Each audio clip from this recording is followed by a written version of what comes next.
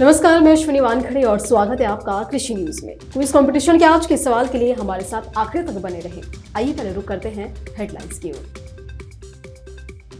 33,000 किसानों का 190 करोड़ का कर्ज हुआ माफ। उत्तर प्रदेश सरकार ने उठाया बड़ा कदम। पोषक तत्वों से है भरपूर, कमाई जोरदार, किसान शलजम की खेती से ले सकते हैं डबल मुनाफा। उत्तर प्रदेश के किसानों के लिए बड़ी खबर, सरकार ने की तैयारी, 15 जनवरी तक होगा बड़ा बदलाव। किसानों को 10 जनवरी तक मोहलत, झटपट कर लें ई-केवाईसी वरना नहीं मिलेगी तेल की किस्त। दुनिया भर में कायम है इलाहाबादी अमरूद की बादशाहत, अकबर के जमाने से कायम है इसकी अनोखी मिठास। नई विधि से सब्जियों की खेती बदल रही किसानों की तकदीर, उपज और क्वालिटी है बेहतर। पश्चिम उत्तर प्रदेश में तैयार होगी हाईटेक नर्सरी, लगाए जाएंगे कई तरह के पौधे। लाखों की फसल बर्बाद कर देते हैं जंगली जानवर, उत्तराखंड सरकार ने बचाव के लिए उठाया बड़ा कदम। सहारनपुर में हाइड्रोपोनिक तकनीक से हो रही खेती, सलाद की पत्ती की उपज से किसान कमा रहे लाखों की कमाई। अफ्रीकन स्वाइन फीवर से 2000 सुअरों की मौत, वायरस से बचाव के लिए सरकार ने बनाया किलिंग प्लान। आने वाले दिनों में आटा, चावल और तेल हो जाएंगे सस्ते। फसलों के रकबों में हुआ बम्पर इजाफा। आम आदमी को मिली राहत, बीते हफ्ते घटी खाने के तेल की कीमतें। उद्योग की तरह कृषि में भी भारत क्यों नहीं कर पाया चीन के बराबरी, सामने आई बड़ी वजह। राजस्थान में किसानों के लिए आयोजित की गई भव्य किसान चौपाल, फसल बीमा पर हुई चर्चा। दिल्ली में ठंड कोहरे का डबल अटैक, 15 जनवरी तक स्कूल बंद, मौसम विभाग का रेड अलर्ट। आइए विस्तार से खबरों की ओर रुख करते हैं। इस साल खरीफ का सीजन किसानों के लिए अच्छा नहीं रहा। किसानों को बाढ़, बारिश और सूखे ने जमकर नुकसान पहुंचाया है। किसानों की करोड़ों रुपए की फसलें बर्बाद हो गई हैं। लेकिन किसानों के साथ ये इस साल ही नहीं हो रहा है। हर साल किसानों की फसल किसी न किसी आपदा की चपेट में आकर बर्बाद हो जाती है। किसान राज्य और केंद्र सरकार से कर्ज लेकर भरपाई करते हैं। अब इस राज्य सरकार ने आर्थिक रूप से कमजोर किसानों की मदद के लिए कदम उठाया है। दरअसल उत्तर प्रदेश सरकार ने प्रदेश के किसानों को नए साल का तोहफा दिया है। प्रदेश के 33,408 किसानों का कर्ज माफ करने का आदेश जारी कर दिया गया है। जानकारी के अनुसार राज्य कृषि मंत्री सूर्य प्रताप शाही ने बताया कि साल 2017 में योगी सरकार बनने के बाद कैबिनेट में किसानों की कर्ज माफी करने का निर्णय लिया गया था। राज्य सरकार ने काफी किसानों के कर्ज भी माफ किए, लेकिन कुछ किसान छूट गए। अब उन्हीं किसानों का कर्ज माफ किया जा रहा है। तो वहीं प्रदेश सरकार ने 5 जनवरी को इस संबंध में बजट जारी कर आदेश दिया है। देश में रबी सीजन की बुवाई चल रही है और अधिकांश हिस्सों में फसलों की बुवाई लगभग पूरी हो चुकी है। जिन जगहों पर बुवाई अभी रह गई है, किसान तेजी से अपनी फसलों की बुवाई करने में लगे हुए हैं। विशेषज्ञों का कहना है कि खेतों में किसान पारंपरिक उपज की तरजीह देते हैं, लेकिन उन्हें पारंपरिक से अलग दूसरी और खेती करने की भी जरूरत है। किसान उनकी बुवाई कर मोटी कमाई कर सकते हैं। आज ऐसे ही खेती शलजम के बारे में हम आपको बताने जा रहे हैं, जो लोगों की सेहत का बेहद ख्याल रखती है। साथ ही सूझबूझ से करने पर किसानों को ये मालामाल भी बना देती है। शलजम की खेती समशीतोष्ण, उष्णकटिबंधीय और उप उष्णकटिबंधीय क्षेत्रों में बोई जाती है। हालांकि इन्हें सामान्य भूमि में भी किसान बुवाई कर सकते हैं। शलजम की खेती करने से पहले खरपतवार का विशेष ध्यान रखना चाहिए। पहले 10 से 15 दिन में खेत को साफ कर लें। अगर अधिक क्षेत्र में शलजम की खेती की जा रही है तो खरपतवार पर अधिक ध्यान देने की जरूरत होती है। ये फसल को बेहद अधिक नुकसान पहुंचाती है। इसके अलावा विशेषज्ञों की राय पर पेडीमेथ्रिन 3 लीटर की मात्रा को 800 से 900 लीटर पानी में मिलाकर प्रति हेक्टेयर छिड़काव किया जा सकता है। तो वही केंद्र सरकार राज्य सरकारों को मोटे अनाज की उपज बढ़ाने के लिए प्रोत्साहित कर रही है। खुद प्रधानमंत्री नरेंद्र मोदी भी मोटे अनाज को बढ़ावा देने की अपील कर रहे हैं। उत्तर प्रदेश ने मोटे अनाज को लेकर तैयारियां भी शुरू कर दी हैं। अब उत्तर प्रदेश में 15 जनवरी से मिलेट ईयर की शुरुआत होगी। मुख्यमंत्री योगी आदित्यनाथ इसकी शुरुआत करेंगे और इसके बाद प्रदेश सरकार मिलेट उत्पादों को बढ़ावा देगी। तो वही राज्य सरकार ने अगले 4 साल के लिए मोटा अनाज उत्पादन बढ़ावा देने का लक्ष्य भी तय कर लिया है। इसके अलावा एग्रीकल्चर डिपार्टमेंट के अधिकारी किसानों को जागरूक करेंगे और साथ ही उत्तर प्रदेश सरकार मोटे अनाज को बढ़ावा देने के लिए उसकी एमएसपी भी निर्धारित कर रही है। अभी मोटे अनाज में केवल बाजरा की एमएसपी तय की गई है। उसकी एमएसपी 2350 रुपए प्रति क्विंटल रखी गई है। तो वही प्रदेश सरकार के अधिकारियों का कहना है कि अगले साल सावा, कोदो, ज्वार और अन्य मिलेट की एमएसपी भी तय कर ली जाएगी। प्रधानमंत्री किसान सम्मान निधि की 12वीं किस्त किसानों के खातों में पहुंच चुकी है। अब किसान 13वीं किस्त का लगातार इंतजार कर रहे हैं। आपात और ई-केवाईसी न करा पाने के कारण करोड़ों की संख्या में किसान 12वीं किस्त पाने से वंचित रह गए हैं। 13वीं किस्त खाते में आएगी या नहीं, इसे लेकर किसानों की धड़कनें बढ़ी हुई है। किसान एग्रीकल्चर डिपार्टमेंट में जाकर 13वीं किस्त के बारे में जानकारियां ले रहे हैं। कुछ किसान ऑनलाइन भी जानकारियां जुटा रहे हैं। वहीं कई राज्यों में किसान इतने लापरवाही हो रहे हैं कि उन्हें ई-केवाईसी कराने की जरूरत ही नहीं लग रही है। उनके लिए उत्तर प्रदेश सरकार ने अंतिम तारीख तय कर दी है। उत्तर प्रदेश के रामपुर में बड़ी संख्या में किसान ई-केवाईसी कराने से वंचित रह गए हैं। दरअसल रामपुर में किसान सम्मान निधि के लाभार्थियों की संख्या 2.82 लाख है। इनमें से 96,474 किसानों की ई-केवाईसी नहीं हो सकी है और इतनी बड़ी संख्या में किसानों की ई-केवाईसी न होने से एग्रीकल्चर डिपार्टमेंट के अधिकारी भी काफी परेशान है। किसानों से ई-केवाईसी कराने की अपील लगातार की जा रही है। प्रयागराज धर्म और आस्था की नगरी है, जहां त्रिवेणी संगम भी मौजूद है। यहाँ की रग रग में गंगा बहती है। इस शहर में क्या कुछ खास नहीं है। कुछ समय पहले तक इलाहाबाद के नाम से मशहूर प्रयागराज में आज बहुत कुछ बदल गया है, लेकिन एक चीज जो बिल्कुल भी नहीं बदली है वो है लोगों का इलाहाबादीपन और इलाहाबादी अमरूद की बादशाहत। जी हाँ, आज इलाहाबाद का नाम बेशक प्रयागराज पड़ गया हो, लेकिन यहाँ का सेबिया अमरूद भी आज भी देश विदेश में अपनी अनोखी खुशबू बिखेर रहा है। एक्सपर्ट की माने तो इलाहाबादी अमरूद कहीं और नहीं उगाया जाता। प्रयागराज की मिट्टी और जलवायु ही इसकी मनमोहक खुशबू और मिठास बढ़ाने के लिए जिम्मेदार है। इलाहाबाद और इसके आसपास के इलाकों में ही इलाहाबादी अमरूद उगाया जाता है। जलवायु परिवर्तन का बुरा असर इस फल पर भी पड़ा है, जिसके चलते बीच में इसका दायरा सिमट गया था। लेकिन औद्योगिक प्रयोग और प्रशिक्षण केंद्र खुसरो बाग प्रयागराज ने इलाहाबादी अमरूद को पुनर्जीवित करने के कई सफल प्रयास किए हैं। आज लखनऊ स्थित केंद्रीय पोषण बागवानी संस्थान में भी इलाहाबादी अमरूद की सफेद और सुर्खा किस्मों का संरक्षण किया जा रहा है, ताकि इस प्रजाति को विलुप्त होने से बचाया जा सके।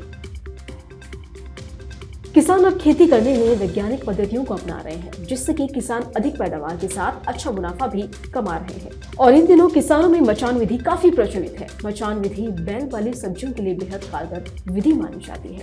किसानों ने बैल वाली सब्जियां, विशेष रूप से लौकी की खेती में केवल मचान बनाकर सीजन और ऑफ सीजन दोनों में न केवल जमीन पर पैदा होने वाली लौकी से दोगुने दामों की क्वालिटी प्राप्त की, बल्कि इसका उत्पादन लगभग दोगुना कर दिखाया है। ये करिश्मा राजस्थान के भिलवाड़ा जिले के बिगोद के प्रगतिशील किसान अब्दुल जलील लुहार ने कर दिखाया है, जो खुद कभी स्कूल तो गए नहीं, लेकिन ऐसे नए नए विचार उनके दिमाग में आते रहते हैं। अब्दुल जलील पिछले 3 वर्ष से अपने 2.5 बीघा खेत में लौकी की फसल मचान विधि से कर रहे हैं और साथ में मिश्रित खेती कर रहे हैं। इस बार लौकी की नई किस्म भी लगाई गई है, जिसको लोग खूब पसंद कर रहे हैं। लौकी में हजारों के नाम पर नई किस्में आई हैं, जिसमें एक पौधे पर 1000 से भी अधिक लौकी आती है और इस किस्म की लौकी खाने में स्वादिष्ट होने से मंडियों में भी खूब इसे पसंद किया जा रहा है। केंद्र और राज्य सरकार किसानों की इनकम बढ़ाने पर लगातार जोर दे रही है। राज्य सरकारें अपने स्तर पर किसानों को उन्नत बनाने के लिए लगातार प्रयास भी कर रही है। किसानों में खेती की समझ विकसित करने और उन्हें एग्रीकल्चर क्षेत्र से जोड़ने के लिए भी लगातार कवायदा की जा रही है और इसी कड़ी में पश्चिम उत्तर प्रदेश में भी प्रदेश सरकार के स्तर से कवायदा की जा रही है। यहाँ एग्रीकल्चर ग्रोथ को लेकर बड़ा कदम उठाया जा रहा है। पश्चिमी यूपी के बागपत में ऐसी ही एक हाईटेक नर्सरी तैयार की जा रही है। प्रदेश सरकार की योजना यहाँ उन्नति प्रजाति की फलदार और छायादार पौधे तैयार करने की है। इनके लिए गुंगाखेड़ी गांव में जमीन भी चिन्हित कर ली गई है। शासन से मंजूरी मिलने के बाद वन विभाग ग्राउंड लेवल पर तैयारियों में जुट गया है। जानकारी के अनुसार गुंगाखेड़ी ग्राम प्रधान ने 1 हेक्टेयर भूमि वन विभाग को सौंप दिया है। इसके बाद अधिकारियों ने नर्सरी बनाने की कवायदा तेज कर दी है। वन विभाग के अधिकारी उत्तराखंड के फलदार और छायादार पौधे लेकर आएंगे। इसके बाद ये नर्सरी तैयार कर सहारनपुर, शामली, मुजफ्फरनगर, बुलंदशहर, हापुड़ समेत अन्य जिलों में भेजी जाएगी। उत्तराखंड में जंगली पशुओं से किसानों की फसलों को बचाव के लिए एक बड़ा कदम उठाया गया है। राज्य के मुख्यमंत्री पुष्कर सिंह धामी ने निर्णय लिया है कि जंगली जानवरों से खेती और बागवानी की सुरक्षा के लिए राज्य के पर्वतीय जनपदों में फेंसिंग की व्यवस्था के लिए 130 करोड़ रुपए की धनराशि की व्यवस्था की जाएगी। इसमें जंगली जानवर राज्य की सीमा में प्रवेश कर किसानों की फसलों को नुकसान नहीं पहुंचा सकेंगे। दरअसल अभी तक काफी संख्या में जंगली जानवर पड़ोसी राज्यों में प्रवेश कर किसानों की फसलों को भारी नुकसान पहुंचाते नजर आते हैं। उत्तराखंड में भी आने वाले समय से अमृत सरोवर की संख्या बढ़ाई जाएगी। प्रदेश में मुख्यमंत्री ने 1200 और अमृत सरोवर बनाने का लक्ष्य दिया है और इससे जल की उपयोगिता का महत्व बढ़ेगा। राज्य सरकार का कहना है कि राज्य में पशु बाढ़ पर भी ध्यान दिया जाए। उसके लिए 48,000 रुपए की धनराशि लाभार्थियों को दी जा रही है। कृषि और बागवानी साथ ही पशुपालन को भी राज्य में लगातार बढ़ावा दिया जा रहा है। सेब और कीवी के उत्पादन पर भी जोर दिया जाएगा। इसकी समीक्षा खुद मुख्यमंत्री द्वारा की जाएगी। सहारनपुर में किसान हाइड्रोपोनिक तकनीक का प्रयोग कर अपनी किस्मत को चमका रहे हैं। जानकारी के अनुसार सहारनपुर के युवा किसान ने हाइड्रोपोनिक तकनीक से खेती कर एक एयर कंडीशन युक्त पॉली हाउस तैयार किया है, जहां उन्होंने इस नई तकनीक से खेती करनी भी शुरू कर दी है। किसान अनमोल चौधरी का कहना है कि साल 2021 में हाइड्रोपोनिक पद्धति से खेती शुरू की। इसके लिए 130 वर्ग मीटर में एयर कंडीशन पॉली हाउस का पूरा सेटअप तैयार किया, वहां पौधों की उपज का पूरा माहौल तैयार किया। अब हर महीने 50,000 रुपए और सालाना 6 लाख रुपए की कमाई कर ली जाती है। ऑफ सीजन में उनका सलाद पत्ता 400 रुपए प्रति किलो तक बिक जाता है, वही सीजन में मोटी कमाई हो जाती है। अनमोल के सामने फसल चयन का संकट भी खड़ा हो रहा है। सारी जानकारी जुटाकर उन्होंने सलाद के पत्तों की खेती करने का निर्णय लिया। तो वहीं सलाद के पत्ते बर्गर और सैंडविच में काम आते हैं। अच्छी बात तो यह है कि अनमोल को आस पड़ोस के अलावा अन्य राज्यों के भी ऑर्डर मिल रहे हैं। उन्होंने अब देहरादून तक के होटलों में सलाद के पत्तों की सप्लाई करना शुरू कर दिया है। मध्य प्रदेश के शिवपुरी में अफ्रीकन स्वाइवर फीवर की वजह से अब तक करीब 2000 सुअरों की मौत हो गई है। इस पर एक्शन लेते हुए अब प्रभावित इलाके में सुअरों की क्लीनिंग की जाएगी। इसकी जानकारी नगर पालिका द्वारा दी गई है। दरअसल पिछले कुछ दिनों से शिवपुरी शहर में सुअरों की लगातार मौत के बाद पशुपालन विभाग ने मृत सुअरों के सैंपल भोपाल स्थित राज्य पशु रोग अन्वेषण प्रयोगशाला भेजे हैं, जहां मृत सुअरों की अफ्रीकन स्वाइवर फीवर वायरस की पुष्टि हुई है। पशुपालन विभाग के उप संचालक डॉक्टर तमूरी ने बताया कि इंसानों को इस बीमारी से घबराने की कोई आवश्यकता नहीं, क्योंकि अफ्रीकन स्वाइवर फीवर बीमारी सिर्फ सुअरों में ही पाई गई है। आम लोगों से अपील की गई है कि उनके आसपास अगर सुअरों की अप्राकृतिक मृत्यु हो जाती है तो तत्काल जिला कंट्रोल रूम पर सूचना दें। अफ्रीकन स्वाइवर फीवर पालतू और जंगली सुअरों की अत्यधिक संक्रामक वायरस बीमारी है, जो गंभीर आर्थिक और उत्पादन हानि के लिए जिम्मेदार साबित होती है। फिलहाल अफ्रीकन स्वाइवर फीवर के लिए कोई इलाज या फिर वैक्सीन भी उपलब्ध नहीं हो पाई है। चालू फसल सत्र 2022-23 में गेहूं की बुआई का रकबा करीब 1% बढ़कर 332.16 लाख हेक्टेयर हो गया है। रबी सत्र की मुख्य फसलों की गेहूं की बुआई अक्टूबर से शुरू हो गई थी। मक्का, ज्वार, चना और सरसों अन्य प्रमुख रबी फसलें हैं। इन फसलों की कटाई मार्च और अप्रैल में शुरू की जाएगी। तो वहीं नवीनतम आंकड़ों के अनुसार किसानों ने मौजूदा रबी सत्र में 6 जनवरी तक 332.16 लाख हेक्टेयर में गेहूं की बुआई की, जबकि पिछले साल इसी अवधि में 329.88 लाख हेक्टेयर में बुआई हुई थी। खास तौर पर राजस्थान, उत्तर प्रदेश, महाराष्ट्र और गुजरात से गेहूं की अधिक बुआई होने की सूचना मिली है और इसी तरह छत्तीसगढ़, बिहार, पश्चिम बंगाल, जम्मू कश्मीर और असम से गेहूं की अधिक बुआई होने की सूचना मिली है। इसके अलावा चालू रबी सत्र में 6 जनवरी तक धान की बुआई का रकबा भी बढ़कर 21.29 लाख हेक्टेयर हो गया है, जो एक साल पहले की इस अवधि में 16.45 लाख हेक्टेयर था। दिल्ली तेल तिलहन बाजार में बीते हफ्ते खाली तेल तिलहन का कारोबार में मिला जुला रुख है। एक ओर जहां सरसों और सोयाबीन तेल तिलहन और कच्चे पाम तेल की कीमतों में गिरावट दर्ज की गई है, वहीं हल्की मांग होने के अलावा किसानों द्वारा मंडियों में आवक कम लाने से सोयाबीन दाना, मूंगफली तेल तिलहन और गनोला तेल की कीमतों में मजबूती रही है। सामान्य कारोबार के बीच बाकी तेल तिलहनों के भाव पिछले स्तर पर भी बने हुए हैं। बाजार सूत्रों ने कहा कि पिछले मौसम में सरसों उत्पादन 25% बढ़ा था और अप्रैल साथ ही मई और जून 2022 में विदेशी तेलों की महंगाई के दौरान सरसों तेल के अलावा सरसों का रिफाइंड बनाए जाने के बावजूद इन तेलों की कीमत विदेशी आयातित तेलों से लगभग 20 रुपए किलो सस्ती थी। इसके बाद जून जुलाई में जब विदेशी तेलों की कीमतें टूटना शुरू हुई, उसके बाद सरसों की खपत कम होती चली गई। हालात तो ऐसे हैं कि सस्ते आयातित तेलों के सामने महंगा बैठने की वजह से सरसों खप नहीं रहा है और इसी वजह से इसके तेल तिलहन कीमतों में गिरावट दर्ज की जा रही है। तो वहीं दूसरी तरफ ठीक यही हाल सोयाबीन का भी है। प्रधानमंत्री के आर्थिक सलाहकार परिषद अध्यक्ष विवेक डोबरोय ने कहा कि भारत में कृषि सुधार 1991 से लंबित चल रहे हैं, जबकि पड़ोसी देश चीन ने उन्हें 1978 में ही लागू कर दिया था। उन्होंने कहा कि 1991 में भारत में किए गए सुधार बाहरी कारकों और औद्योगिक उदारीकरण से संबंधित थे और इनका कृषि से कोई संबंध नहीं था। उन्होंने कहा कि इस समय कृषि व्यवहार्य नहीं रहा है और यहाँ तक कि देश की जीडीपी में इसका हिस्सा भी सालाना 1% घट रहा है। इसके बावजूद देश की आबादी का एक बड़ा हिस्सा अभी भी अपनी आजीविका के लिए कृषि क्षेत्र पर ही निर्भर है। डोबरोय ने कहा कि भारत में 1991 में सुधार लागू किए गए थे, लेकिन ये सुधार बाहरी क्षेत्र और औद्योगिक उदारीकरण से संबंधित थे। क्या कृषि में सुधार किए गए हैं?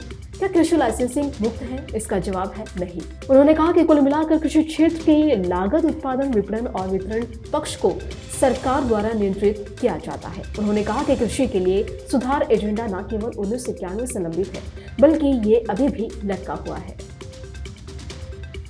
राजस्थान में सीमांत और छोटे किसानों के लिए किसान चौपाल का भव्य आयोजन किया गया, जिसमें मौसम के अनुरूप खेती और बेहतर फसल उत्पादन से संबंधित जानकारी दी गई। तो वहीं फसल बीमा से संबंधित भी जानकारियां किसानों के साथ साझा की गई और इसके साथ ऑर्गेनिक फार्मिंग से जुड़ी जानकारियों को लेकर भी किसानों को प्रशिक्षण दिया गया। इस मौके पर चौपाल में मौजूद एक किसान ने कृषि जागरण से क्या कुछ कहा, आइए जानते हैं। किसान को लाभ सरकार नहीं दे रही है, बीमा कंपनियों को किसान ने प्रीमियम जमा करा रखा है। किसान जागरूक होकर के उसकी गिरदावरी करवाए, उसका अवलोकन करवाए, उसका टोल फ्री नंबर पे क्रमांक संख्या दर्ज करवाए, शिकायत दर्ज करवाएं, तो किसानों को अच्छा पैसा मिलेगा, मुआवजा का। उसको मुआवजा नहीं बोल सकते, इसको बीमा का क्लेम बोल सकते हैं।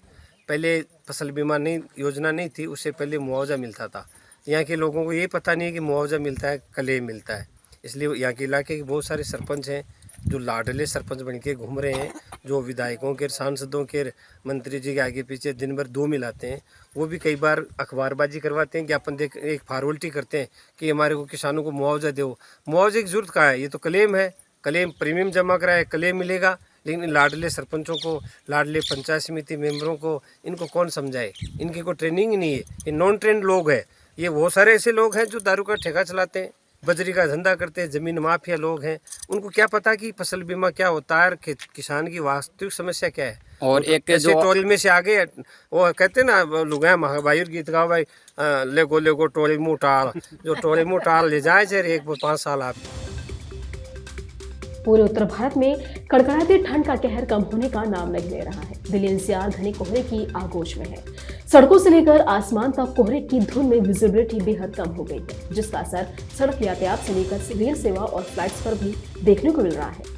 दिल्ली के इंदिरा गांधी इंटरनेशनल एयरपोर्ट पर करीब 30 विमानों की उड़ान पर असर पड़ा है। वहीं यूपी, पंजाब, हरियाणा और बिहार समेत विभिन्न राज्यों से आने जाने वाली उत्तर रेलवे की दर्जनों ट्रेनें अपने निर्धारित समय से लेट चल रही हैं। वहीं मौसम विभाग के पूर्वानुमान के मुताबिक तापमान में कमी से ठिठुरन बढ़ने और कोहरे की आशंका को देखते हुए दिल्ली, पंजाब और हरियाणा में रेड अलर्ट जारी किया गया है। ठंड की सितन के बीच दिल्ली और यूपी समेत ज्यादातर जगहों पर 15 जनवरी तक स्कूलों को बंद करने का निर्देश जारी कर दिया गया है।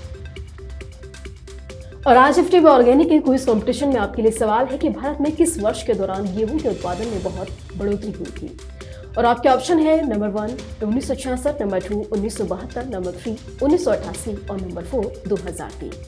तो देरी किस बात की, फटाफट से आप हमें इसका जवाब आपकी स्क्रीन पर दिख रहे मोबाइल नंबर 8800023204 पर SMS कर बताएं और जीतें FTV ऑर्गेनिक के डिस्काउंट कूपन्स और ढेर इनाम। इसी तरह की अन्य खबरों के लिए जुड़े रहिए कृषि जानकारी के साथ।